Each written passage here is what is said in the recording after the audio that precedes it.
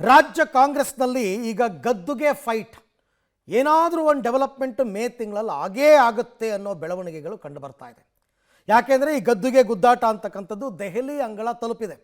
ಮೊನ್ನೆ ಅಷ್ಟೇ ಉಪಮುಖ್ಯಮಂತ್ರಿ ಡಿ ಕೆ ಶಿವಕುಮಾರ್ ಅವರ ಸಹೋದರ ಎಲ್ಲರೂ ಕೂಡ ಡೆಲ್ಲಿಗೆ ಹೋಗಿ ವಾಪಸ್ ಬಂದಿದ್ದು. ಸಿದ್ದರಾಮಯ್ಯ ಟೀಮ್ ಕೂಡ ಈಗ ಅಖಾಡಕ್ಕೆ ಧುಮುಕ್ಬಿಟ್ಟಿದೆ. ಒಬ್ಬರ ಹಿಂದೆ ಒಬ್ಬರು ಅನ್ನೋ ಹಾಗೆ CM ಟೀಮ್ನ ಹಿರಿಯ ನಾಯಕರೆಲ್ಲರೂ ಕೂಡ ಹೈಕಮಾಂಡ್ ಬಾಗಿಲು ತಟ್ಟೋದಕ್ಕೆ ಶುರು ಮಾಡಿದ್ದಾರೆ. ಅದರಲ್ಲೂ ಮಲ್ಲಿಕಾರ್ಜುನ ಖರ್ಗೆ ಮೂಲಕ ತಮ್ಮ ಗೇಮ್ ಪ್ಲೇಯನ್ನು ಈಗಾಗಲೇ ಸ್ಟಾರ್ಟ್ ಮಾಡಿದ್ದಾರೆ. ಯಾರು? ಸಿದ್ದರಾಮಯ್ಯನವರ ಬಣದ ಹಿರಿಯ ಸಚಿವರಾದ HC ಮಹದೇವಪ್ಪ, ಸಚಿವ ಸತೀಶ್ ಜಾರಕಿಹೊಳಿ, ಬಸವರಾಜ ರಾಯರೆಡ್ಡಿ ಎಲ್ಲರೂ ಕೂಡ ಫೀಲ್ಡ್ಗೆ ಇಳಿದುಬಿಟ್ಟಿದ್ದಾರೆ. ಇದೆಲ್ಲದರ ಮಧ್ಯೆ ಸಿದ್ದರಾಮಯ್ಯ ಮಾತ್ರ ಇದಕ್ಕೂ ನನಗೂ ಏನೂ ಸಂಬಂಧ ಇಲ್ಲ ಅನ್ನೋ ಹಾಗೆ ಮೌನಕ್ಕೆ ಜಾರಿರೋದೇ ಅತ್ಯಂತ ಕುತೂಹಲ ಮತ್ತು ಅನುಮಾನಕ್ಕೆ ಕಾರಣವಾಗಿದೆ. ಹಾಗಾದರೆ ಸ್ಟೇಟ್ ಪಾಲಿಟಿಕ್ಸ್ನಲ್ಲಿ, ಅದರಲ್ಲೂ ಕಾಂಗ್ರೆಸ್ನಲ್ಲಿ ಏನು ನಡೀತಾ ಇದೆ ವಿದ್ಯಮಾನ ನೋಡೋಣ ಬನ್ನಿ. ಕಾಂಗ್ರೆಸ್ನಲ್ಲಿ ಚದುರಂಗದಾಟ ಶುರು. ದೆಹಲಿ ಅಖಾಡಕ್ಕೆ ಸಿಎಂ ಆಪ್ತರು. ಸಿದ್ದರಾಮಯ್ಯ ಮೌನ, ಡಿಕೆಶಿ ಆಕ್ಟಿವ್. ಕಾಂಗ್ರೆಸ್ನಲ್ಲಿ ಗದ್ದುಗೆ ಫೈಟ್ ದೆಹಲಿ ಅಂಗಳ ತಲುಪಿದೆ. ಡಿಸಿಎಂ ಡಿಕೆ ಶಿವಕುಮಾರ್ ದೆಹಲಿ ರಿಟರ್ನ್ ಬೆನ್ನಲ್ಲೇ ಸಿದ್ದರಾಮಯ್ಯ ಟೀಮ್ ಅಖಾಡಕ್ಕೆ ಧುಮುಕಿದೆ. ಒಬ್ಬರ ಹಿಂದೆ ಒಬ್ಬರಂತೆ ಸಿಎಂ ಟೀಮ್ನ ಹಿರಿಯ ನಾಯಕರು ಹೈಕಮಾಂಡ್ ಬಾಗಿಲು ತಟ್ಟುತ್ತಿದ್ದಾರೆ. ಮಲ್ಲಿಕಾರ್ಜುನ ಖರ್ಗೆ ಮೂಲಕ ಗೇಮ್ ಪ್ಲೇ ಸ್ಟಾರ್ಟ್ ಮಾಡಿದ್ದಾರೆ. ಹಿರಿಯ ಸಚಿವ HC ಮಹದೇವಪ್ಪ, ಸಚಿವ ಸತೀಶ್ ಜಾರಕಿಹೊಳಿ, ಬಸವರಾಜ ರಾಯರೆಡ್ಡಿ ಫೀಲ್ಡ್ಗೆ ಇಳಿದಿದ್ದಾರೆ. ಇದೆಲ್ಲದರ ಮಧ್ಯೆ ಸಿದ್ದರಾಮಯ್ಯ ಮಾತ್ರ ಇದ್ಯಾವುದಕ್ಕೂ ತಮಗೂ ಸಂಬಂಧವೇ ಇಲ್ಲ ಎನ್ನುವಂತೆ ಸೈಲೆಂಟ್ ಆಗಿದ್ದಾರೆ. ಹೌದು, ಮುಖ್ಯಮಂತ್ರಿ ಬದಲಾವಣೆಗೆ ಡಿಸಿಎಂ ಡಿಕೆ ಶಿವಕುಮಾರ್ ಪಟ್ಟು ಬಿಗಿಗೊಳಿಸಿದ್ದಾರೆ. ಇದರ ಬೆನ್ನಲ್ಲೇ ದೆಹಲಿ ದಂಡಯಾತ್ರೆ ಆರಂಭಿಸಿದ ಸಿಎಂ ಆಪ್ತ ಸಚಿವರು, ನಾಯಕರು ದೆಹಲಿ ಪರೇಡ್ ನಡೆಸಿದ್ದಾರೆ. ಈಗಾಗಲೇ ಮಲ್ಲಿಕಾರ್ಜುನ ಖರ್ಗೆ ಭೇಟಿಯಾಗಿರುವ ಸತೀಶ್ ಜಾರಕಿಹೊಳಿ, ಮಹದೇವಪ್ಪ ಸಿಎಂ ಪರ ಲಾಭಿ ಮಾಡಿದ್ದಾರೆ. ಇಂದು ಬಸವರಾಜ ರಾಯರೆಡ್ಡಿ ಕೂಡ ಖರ್ಗೆ ಭೇಟಿಯಾಗಿ ಸಿಎಂ ಪರ ಬ್ಯಾಟಿಂಗ್ ಮಾಡಲಿದ್ದಾರೆ. ಬೆಂಗಳೂರಿನಲ್ಲಿ ಸಭೆ ಬೆನ್ನಲ್ಲೇ ದೆಹಲಿ ಸಿಎಂ ಪರ ಲಾಭಿ ಶುರು ಆಗಿದೆ. ಆ ಮೂಲಕ ಡಿಸಿಎಂ ಒತ್ತಡದ ಬೆನ್ನಲ್ಲೇ ಸಿಎಂ ಬೆನ್ನಿಗೆ ಆಪ್ತರ ಟೀಮ್ ನಿಂತಿದೆ. ಸಿದ್ದರಾಮಯ್ಯ ಪರ ಹೈಕಮಾಂಡ್ ಅಂಗಳದಲ್ಲಿ ಬ್ಯಾಟಿಂಗ್ ಮಾಡಿದ್ದು ಪವರ್ ಶೇರ್ಗೆ ಬ್ರೇಕ್ ಹಾಕಿಸಲು ಕಸರತ್ತು ಮುಂದುವರೆಸಿದ್ದಾರೆ. ಅಧಿಕಾರ ಹಸ್ತಾಂತರಕ್ಕೆ ಡಿಕೆ ಶಿವಕುಮಾರ್ ಅವರು ಪಟ್ಟು ಬಿಗಿಗೊಳಿಸಿದ ಬೆನ್ನಲ್ಲೇ ಸಿದ್ದರಾಮಯ್ಯ ಆಪ್ತರು ದೆಹಲಿನಲ್ಲಿ ಠಿಕಾಣಿ ಹೂಡಿರುವಂತದ್ದು. ಈಗಾಗಲೇ ಸತೀಶ್ ಜಾರಕಿಹೊಳಿ ಅವರು 3 ದಿನಗಳ ಕಾಲ ದೆಹಲಿನಲ್ಲೇ ಇದ್ದು ಹೈಕಮಾಂಡ್ ನಾಯಕರನ್ನ ಭೇಟಿ ಮಾಡಿ ಸಿದ್ದರಾಮಯ್ಯನವರ ಪರ ಬ್ಯಾಟಿಂಗ್ ಮಾಡಿ ಬಂದಿದ್ದಾರೆ. ಅದ್ರ ಜೊತೆಗೆ HC ಮಹದೇವಪ್ಪನವರು ಕೂಡ ನಿನ್ನೆ ದೆಹಲಿಗೆ ಹೋಗಿದ್ದಾರೆ. ಇವತ್ತು ವರಿಷ್ಠ ನಾಯಕರನ್ನ ಭೇಟಿ ಮಾಡ್ತಾ ಇದ್ದಾರೆ. ಅವರು ಕೂಡ ಸಿದ್ದರಾಮಯ್ಯನವರ ಪರವಾಗಿ ಬ್ಯಾಟಿಂಗ್ ಮಾಡ್ತಿದ್ದಾರೆ. ಇವತ್ತು ರಾಯರೆಡ್ಡಿ ಕೂಡ ದೆಹಲಿಗೆ ಹೋಗ್ತಾ ಇದ್ದಾರೆ.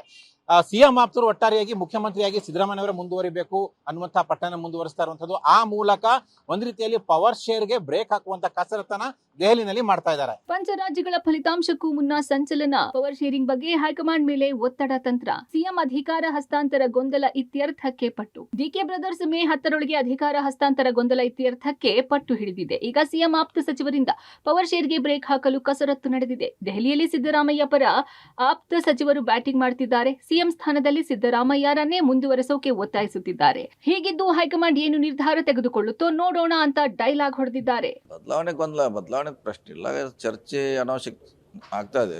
ಅದು ನಿಲ್ಬೇಕು. ಅದನ್ನ ನಿಲ್ಲಿಸುವಂಥ ಪ್ರಯತ್ನ ಹೈಕಮಾಂಡ್ ಮಾಡಬೇಕು. ಅದು ಯಾವ ರೀತಿ ಮಾಡ್ತಾರೋ ಅದು ಅವ್ರಿಗೆ ಬಿಟ್ಟಂಥ ವಿಚಾರ. ಸೊ ಆದಷ್ಟು ಬೇಗ ಮುಗಿಬೇಕಂತ ನಮ್ಮದು ಆಸೆ ಇದೆ. ಮತ್ತು ಎಲ್ಲ ಪಕ್ಷದ ಮಂತ್ರಿಗಳದ್ದು, ಶಾಸಕರದು, ಕಾರ್ಯಕರ್ತರು ಕೂಡ ಇದೆ. ಗೊಂದಲ ನಿಲ್ಲಬೇಕು, ಮತ್ತು ಸರಿಯಾದ ದಾರಿಯಲ್ಲಿ ಪಕ್ಷ ಸರ್ಕಾರ ಹೋಗ್ಬೇಕಂತ ಆಸೆ ಇದೆ. ಆ ನಿಟ್ಟಿನಲ್ಲಿ ಎಲ್ಲರೂ ಕೆಲಸ ಮಾಡೋರು. ಬದಲಾವಣೆ ವಿಚಾರ ನಮ್ಮಂತಲ್ಲಿ ಇಲ್ಲ. ಅದು ಬದಲಾವಣೆ ಮಾಡೋದು ಹೈಕಮಾಂಡೇ. ಅದು ಅವರಿಗೆ ಬಿಟ್ಟಂಥ ವಿಚಾರ. ಅವ್ರ ಹತ್ರ ಬಗ್ಗೆ ನಿರ್ಧಾರ ಮಾಡಬೇಕಷ್ಟೇ. ರಾಜ್ಯದಲ್ಲಿ ಮುಖ್ಯಮಂತ್ರಿ ಬದಲಾವಣೆಗೆ ಸಂಬಂಧಪಟ್ಟಂತೆ ಸಾಕಷ್ಟು ಚರ್ಚೆಗಳು ನಡೀತಾ ಇದ್ದಾವೆ. ಒಂದು ಕಡೆಗೆ ದೆಹಲಿಗೆ ಭೇಟಿ ಕೊಟ್ಟಿದ್ದಂತಹ ಡಿಕೆ ಬ್ರದರ್ಸ್ ಮೇ 10ರ ಒಳಗಡೆ ಮುಖ್ಯಮಂತ್ರಿ ಬದಲಾವಣೆ ವಿಚಾರಕ್ಕೆ ಸಂಬಂಧಪಟ್ಟಂತೆ ಒಂದು ಸ್ಪಷ್ಟತೆಗೆ ಬರಬೇಕು ಅನ್ನುವಂಥ ನಿಟ್ಟಿನಲ್ಲಿ ಹೈಕಮಾಂಡ್ ಮೇಲೆ ಒತ್ತಡವನ್ನು ಹಾಕಿದ್ರು. ಇದರ ಬೆನ್ನಲ್ಲೇ ದೆಹಲಿಗೆ ಬಂದಿರುವಂತಹ ಸಿಎಂ ಸಿದ್ದರಾಮಯ್ಯ ಅವರ ಆಪ್ತ ನಾಯಕರು ಮತ್ತು ಸಚಿವರು ರಾಜ್ಯದಲ್ಲಿ ಯಾವುದೇ ಕಾರಣಕ್ಕೂ ಕೂಡ ಮುಖ್ಯಮಂತ್ರಿ ಬದಲಾವಣೆ ಆಗಬಾರದು ಅನ್ನುವಂಥ ನಿಟ್ಟಿನಲ್ಲಿ ಒತ್ತಡವನ್ನು ಹಾಕ್ತಾ ಇದ್ದಾರೆ. ಹೀಗಾಗಿ ಸದ್ಯಕ್ಕೆ ಕಾಂಗ್ರೆಸ್ ಹೈಕಮಾಂಡ್ ಕೂಡ ಇಕ್ಕಟ್ಟಿಗೆ ಸಿಲುಕಿದೆ. ಕರೆಯುವ ತನಕ ನಾನು ಹೋಗಲ್ಲ, ಅವರು ಕರೆಯಲಿ. ಆಪ್ತರ ಬಳಿ ಸಿದ್ದರಾಮಯ್ಯ ಹೇಳಿದ್ದು ಒಂದೇ ಮಾತು. ಸಂಪುಟ ಪುನರ್ರಚನೆ ಅಸ್ತ್ರ ಪ್ರಯೋಗಕ್ಕೆ ಭರ್ಜರಿ ಪ್ಲಾನ್. ದೆಹಲಿಯಲ್ಲಿ ಏನೇ ಪಾಲಿಟಿಕ್ಸ್ ನಡೆದರೂ ಸಿಎಂ ಸಿದ್ದರಾಮಯ್ಯ ಮಾತ್ರ ತಮಗೂ ಅದಕ್ಕೂ ಸಂಬಂಧವೇ ಇಲ್ಲ ಎನ್ನುವಂತೆ ಮೌನಕ್ಕೆ ಜಾರಿದ್ದಾರೆ. ಹೈಕಮಾಂಡ್ ಕರೆಯುವವರೆಗೂ ಯಾವುದೇ ಕಾರಣಕ್ಕೂ ದೆಹಲಿಗೆ ಹೋಗದಿರಲು ನಿರ್ಧರಿಸಿದ್ದಾರೆ. ಇನ್ನು ಆಪ್ತರ ಬಳಿ ಸಿಎಂ ಹೇಳಿದ್ದಾದ್ರೂ ಏನು ಅಂತ ನೋಡೋದಾದ್ರೆ, ಆಪ್ತರಿಗೆ ಸಿಎಂ ಹೇಳಿದ್ದೇನು? ಹೈಕಮಾಂಡ್ ನಾಯಕರು ಕರೆಯುವ ತನಕ ನಾನು ಹೋಗಲ್ಲ, ಬೇಕಿದ್ರೆ ಅವರೇ ಕರೆಯಲಿ. ರಾಹುಲ್ ಗಾಂಧಿ ಬಳಿ ವಿಷಯ ಡಿಸೈಡ್ ಆಗಬೇಕು. ಯಾರು ಏನ್ ಬೇಕಾದರೂ ಹೇಳಲಿ, ಹೈಕಮಾಂಡ್ ತೀರ್ಮಾನವೇ ಅಂತಿಮ ಅಂತ ಆಪ್ತರ ಬಳಿ ಸಿಎಂ ಹೇಳಿಕೊಂಡಿದ್ದಾರೆ ಎನ್ನಲಾಗಿದೆ. ಮೇ 4ರ ನಂತರವಷ್ಟೇ ಡೆಲ್ಲಿಗೆ ಹೋಗೋಕೆ ಸಿಎಂ ಬಯಸಿದ್ದು, ಸಂಪುಟ ಪುನಾರಚನೆ ದಾಳ ಪ್ರಯೋಗಕ್ಕೆ ಮುಂದಾಗಿದ್ದಾರೆ ಅಂತ ಹೇಳಲಾಗಿದೆ. ಇನ್ನೊಂದು ಮಗುಲಿನಲ್ಲಿ ಹೈಕಮಾಂಡ್ ಮುಂದೆ ಪವರ್ ಕ್ಲೇಮ್ ಮಾಡಿರುವ ಡಿಕೆ ಬ್ರದರ್ಸ್ ಮಾಧ್ಯಮಗಳ ಮುಂದೆ ಸ್ಮೈಲ್ ಮಾಡಿದ್ದಾರೆ. ನಾಯಕತ್ವ ಬದಲಾವಣೆ ವಿಚಾರವಾಗಿ ಬಹಿರಂಗವಾಗಿ ಮಾತನಾಡದ ಡಿಕೆ ಬ್ರದರ್ಸ್ ಕೂಡ ಈಗ ಸೈಲೆಂಟ್ ಆಗಿದ್ದಾರೆ. ಏನು ಹೇಳಬೇಕು ಅದನ್ನ ಹೈಕಮಾಂಡ್ ಮುಂದೆ ಹೇಳಿ ಆಗಿದೆ. ಹೀಗಾಗಿ ಇವತ್ತು ಕೂಡ ಡಿಸಿಎಂ ಡಿಕೆಶಿ, ಮಾಜಿ ಸಂಸದ ಡಿಕೆ ಸುರೇಶ್ ಯಾವುದೇ ಪ್ರತಿಕ್ರಿಯೆ ನೀಡಲಿಲ್ಲ. ಕೊನೆ ಹಂತದ ಆಟದಲ್ಲಿ ಮೌನ ತಾಳ್ಮೆಯೇ ಶ್ರೀರಕ್ಷೆ ಎಂಬ ಗೇಮ್ ಶುರು ಮಾಡಿದ್ದು ವಿರೋಧಿಗಳಿಗೆ ಅಸ್ತ್ರವಾಗದಿರಲು ಪ್ಲಾನ್ ಮಾಡಿದ್ದಾರೆ. ಹೈಕಮಾಂಡ್ ಮಾತಿಗೆ ಸಿಎಂ ಬದ್ಧ, ಸಿದ್ದರಾಮಯ್ಯ ಬೆನ್ನಿಗೆ ಟೀಮ್ ಸನ್ನದ್ಧ, ಒಬ್ಬೊಬ್ಬರದ್ದು ಒಂದೊಂದು ರಾಗ. ರಾಜ್ಯದಲ್ಲಿ ಸಿಎಂ ಸ್ಥಾನ ಹಸ್ತಾಂತರ ಆತುರಕ್ಕೆ ತೆಗೆದುಕೊಳ್ಳುವ ನಿರ್ಧಾರವಲ್ಲ ಅಂತ ಮಾಜಿ ಸಚಿವ ಕೆಎನ್ ರಾಜಣ್ಣ ಹೇಳಿದ್ದಾರೆ. ಸಿಎಂ ಸಿದ್ದರಾಮಯ್ಯ ಅಧಿಕಾರ ಮುಂದುವರಿಕೆಗೂ ಸಿದ್ಧರಾಗಿದ್ದಾರೆ, ಪದತ್ಯಾಗಕ್ಕೂ ಸಿದ್ಧರಾಗಿದ್ದಾರೆ. ಹೈಕಮಾಂಡ್ ಏನು ಹೇಳುತ್ತದೆಯೋ ಅದಕ್ಕೆ ಸಿದ್ದರಾಮಯ್ಯ ಬದ್ಧರಾಗಿದ್ದಾರೆ. ಆದರೆ ಹೈಕಮಾಂಡ್ ನಿರ್ಧಾರದ ಮೇಲೆ ಪಕ್ಷದ ಭವಿಷ್ಯ ಅಡಗಿರುತ್ತದೆ. ಹೀಗಾಗಿ ಸೂಕ್ತವಾದ ನಿರ್ಧಾರ ಹೈಕಮಾಂಡ್ ತೆಗೆದುಕೊಳ್ಳುವ ವಿಶ್ವಾಸವಿದೆ ಎಂದಿದ್ದಾರೆ. ಇದೇ ವೇಳೆ ದಲಿತ ಸಿಎಂ ಮಾತಿಗೆ ತಾವು ಈಗಲೂ ಬದ್ಧ ಎಂದಿದ್ದಾರೆ. ಇನ್ನೊಂದೆಡೆ 2013ರಿಂದ 14ರ ಸಿದ್ದರಾಮಯ್ಯಗೂ ಈಗಿನ 2023-24ರ ಸಿದ್ದರಾಮಯ್ಯಗೂ ಬಹಳ ವ್ಯತ್ಯಾಸ ಇದೆ ಎನ್ನುವ ಮೂಲಕ ಬೇರೆಯದ್ದೇ ಸಂದೇಶ ರವಾನಿಸಿದ್ದಾರೆ. ಇಲ್ಲಿ ಈ ರೀತಿಯ ಗೊಂದಲ ಮುಂದುವರಿಯಲಿಕ್ಕೆ ಅವಕಾಶ ಕೊಡಬಾರದು. ಎಷ್ಟು ದಿವಸ ಗೊಂದಲ ಮುಂದುವರಿಯುತ್ತೆ, it is very detrimental for the party as well as the governance. So for that reason ಗೊಂದಲ ನಿವಾರಣೆ ಮಾಡಿ ಅಂತಕ್ಕಂಥ ಒತ್ತಾಯ ಮೊದಲಿಂದ ನಾನು ಮಾಡ್ತೇನೆ. ಇವತ್ತು ಮತ್ತೊಮ್ಮೆ ಹೈಕಮಾಂಡ್ ಹೈಕಮಾಂಡ್ ಅಲ್ಲಿ ಇರ್ತಕ್ಕಂಥ ನಮ್ಮ ನಾಯಕರುಗಳಿಗೆ ನಾವು ಒತ್ತಾಯ ಮಾಡ್ತಾ ಇದ್ದೇವೆ. ನಾನು ಕೂಡ ದೆಹಲಿಗೆ 4 ಗಂಟೆ ಇದು ಆತಂಕದಲ್ಲಿ ತೀರ್ಮಾನ ಮಾಡುವಂತದ್ದಲ್ಲ. ಇದು ಒಂದು ಮಾನಸಿಕ ಸ್ಥಿರತೆ ಇಟ್ಕೊಂಡು ಸರಿಯಾಗಿ ತೀರ್ಮಾನ ಮಾಡಬೇಕಾದ್ರೆ ಇದು ಕರ್ನಾಟಕ ರಾಜ್ಯದ ಜನರ ಭವಿಷ್ಯದಲ್ಲಿ ಅಡಗಿರುತ್ತದೆ, ಪಕ್ಷದ ಭವಿಷ್ಯನೂ ಕೂಡ ಅಡಗಿದೆ. ದಲಿತ ಮುಖ್ಯಮಂತ್ರಿ ಆಗ್ಬೇಕು ಅಂತಕ್ಕಂಥ ನಮ್ಮ ಬದ್ಧತೆ. ಪಕ್ಷದ ಸಾರಥ್ಯ ಬದಲಾಗಬೇಕು ಅಂತ ಏನಾದ್ರು ಎಲ್ಲರೂ ಬದಲಾಗಬೇಕು.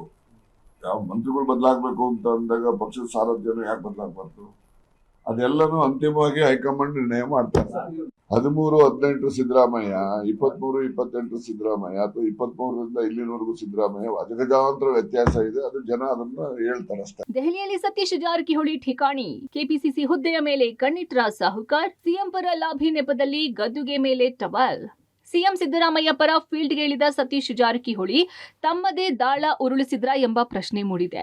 ಸಿಎಂ ಸಿದ್ದರಾಮಯ್ಯ ಪರ ಲಾಭಿ ನೆಪದಲ್ಲಿ ದೆಹಲಿಗೆ ತೆರಳಿದ ಸಾಹುಕಾರ್ ಎಐಸಿಸಿ ಅಧ್ಯಕ್ಷ ಮಲ್ಲಿಕಾರ್ಜುನ ಖರ್ಗೆ ಭೇಟಿ ಮಾಡಿದ್ರು. ಈ ವೇಳೆ ಕೆಪಿಸಿಸಿ ಅಧ್ಯಕ್ಷರ ಬದಲಾವಣೆ ಬಗ್ಗೆಯೂ ಚರ್ಚೆಯಾಗಿರುವ ಮಾಹಿತಿ ಇದೆ. ಒಂದು ವೇಳೆ ಡಿಸಿಎಂ ಡಿಕೆ ಶಿವಕುಮಾರ್ ಬದಲಾವಣೆಯಾದರೆ ಕೆಪಿಸಿಸಿ ಅಧ್ಯಕ್ಷ ಸ್ಥಾನಕ್ಕೆ ಇರುವ ಲೆಕ್ಕಾಚಾರದಲ್ಲಿ ಸತೀಶ್ ಜಾರಕಿಹೊಳಿ ಪ್ಲಾನ್ ಮಾಡಿದ್ದಾರಂತೆ. ಈ ಹಿಂದೆಯಿಂದಲೂ ಅಧ್ಯಕ್ಷ ಸ್ಥಾನಕ್ಕೆ ಇವರ ಹೆಸರು ಕೇಳಿ ಬರ್ತಿದೆ. ಈ ನಡುವೆ ಸಿಎಂ ಬದಲಾವಣೆ ಚರ್ಚೆ ನೆಪದಲ್ಲಿ ಕೆಪಿಸಿಸಿ ಅಧ್ಯಕ್ಷ ಸ್ಥಾನದ ಬದಲಾವಣೆಗೂ ಮುಹೂರ್ತ ಇಟ್ಟಂತೆ ಕಾಣುತ್ತಿದೆ. ಈ ಬಗ್ಗೆ ಕೇಳಿದ ಪ್ರಶ್ನೆಗೆ ಸಚಿವ ಸತೀಶ್ ಜಾರಕಿಹೊಳಿ ಉತ್ತರ ಕೊಟ್ಟಿದ್ದಾರೆ. ಗೊತ್ತಿಲ್ಲ, ಅದ್ರ ಬಗ್ಗೆ ಇನ್ನು ಚರ್ಚೆ ಪ್ರಾರಂಭ ಆಗಿಲ್ಲ. ಯಾವುದು ಆದಾಗ ಅದ್ರ ಬಗ್ಗೆ ಮಾತಾಡೋಣ. ಅದು ಗೊತ್ತಿಲ್ಲ, ಮಾಡಬೇಕು. ಅದು ಈಗ ಕರ್ನಾಟಕದಲ್ಲಿ ಮಂತ್ರಿ ಮಂಡಲ ವಿಸ್ತರಣೆ ಭಾಳ ಜನ ವೇಟಿಂಗ್ನಲ್ಲಿದ್ದಾರೆ. ಹಿಂದೆ ಕೂಡ ಮುಖ್ಯಮಂತ್ರಿಗಳು ಹೇಳಿದರು ಅರ್ಧ ಆದ್ಮೇಲೆ ಮಾಡ್ತೀವಿ ಅಂತ. ಬಹುಶಃ ಈಗಾಗಲೇ ಅರ್ಧಕ್ಕಿಂತ ಹೆಚ್ಚಾಗಿದೆ. ಹೊಸಬ್ರು ಕೂಡ ವೇಟಿಂಗ್ನಲ್ಲಿ ಇದ್ದಾರೆ. ಸೊ ಅದ್ರ ಬಗ್ಗೆ ಸೂಕ್ತ ತೀರ್ಮಾನ ಹೈಕಮಾಂಡ್ ಮಾಡಬೇಕು. ಒಟ್ಟಿನಲ್ಲಿ ಕಾಂಗ್ರೆಸ್ ಅಧಿಕಾರ ಹಂಚಿಕೆ ಗೊಂದಲದ ಚೆಂಡು ಹೈಕಮಾಂಡ್ ಹೊಸ್ತಿಲಿಗೆ ತಲುಪಿದ್ದು ಇದನ್ನು ದೆಹಲಿ ನಾಯಕರು ಹೇಗೆ ನಿಭಾಯಿಸುತ್ತಾರೋ ಕಾದು ನೋಡಬೇಕಿದೆ. Bureau report, public TV.